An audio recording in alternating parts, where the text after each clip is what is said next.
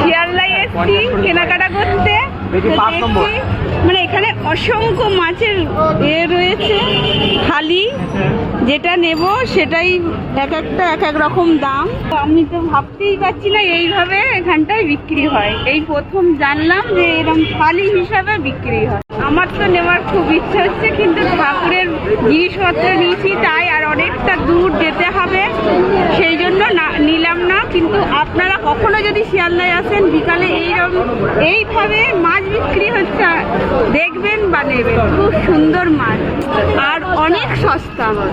থালি হিসাবে 150 আছে, 200 আছে, 250 আছে। আচ্ছা, বিকালে শুধু বিক্রি হয়, একবেলাই বিক্রি হয় বন্ধুরা। বিকাল কটা থেকে বসে? 4টে থেকে কটা পর্যন্ত? রাত 9টা পর্যন্ত পাবেন এরকম।